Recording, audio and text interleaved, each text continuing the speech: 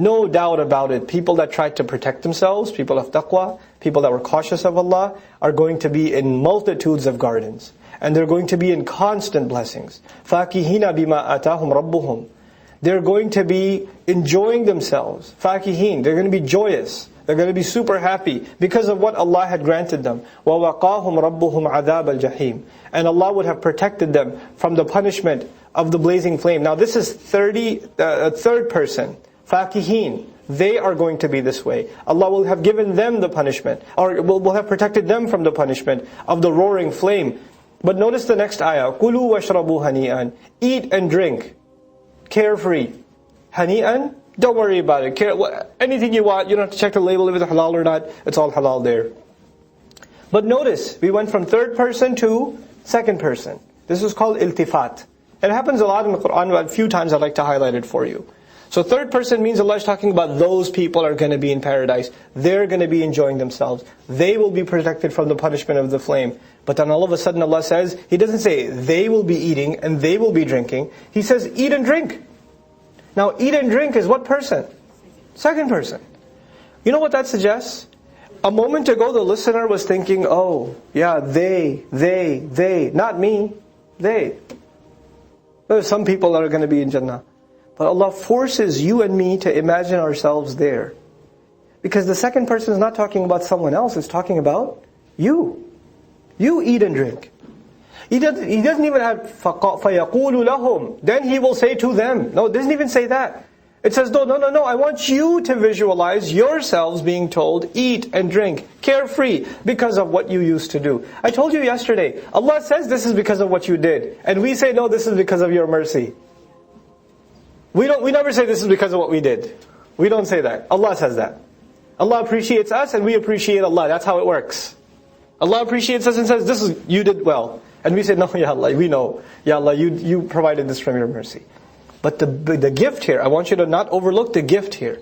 The first gifts Allah mentioned, they're going to be in gardens. They're going to be in constant blessings. Then Allah says they're going to be overjoyed because of what other mysteries Allah will give them that we don't even know about.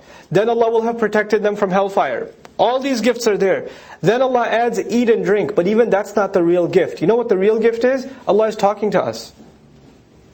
The fact that Allah is talking to us is the gift here. كُلُوا وَاشْرَبُوا هَنِيئًا بِمَا كُنْتُمْ تَعْمَلُونَ. And not just that He's talking to us, He added, if Allah just said كُلُوا وَاشْرَبُوا هَنِيئًا, it was enough. Eat and drink carefree. Enjoy yourselves. Party away.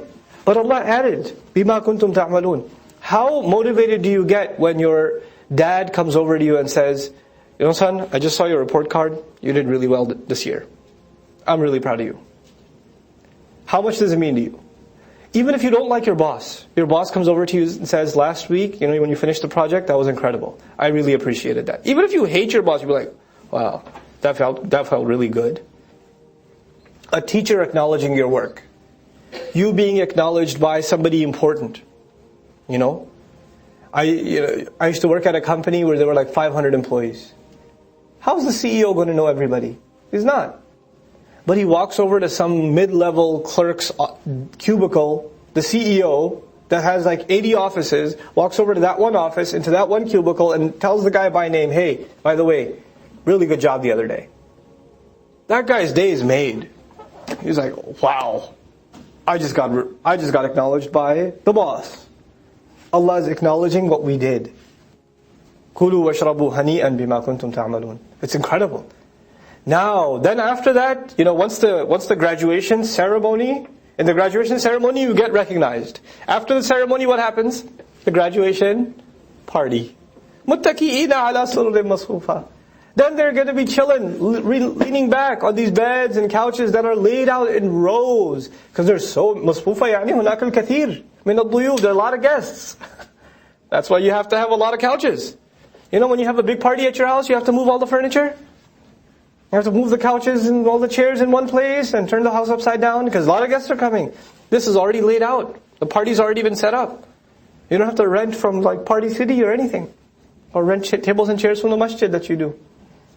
وَزَوَّجْنَاهُمْ بِحُورٍ عِينٍ. And we've married them off to hur, a beautiful spouse, عين, whose eyes are mesmerizing. So there's a marriage ceremony.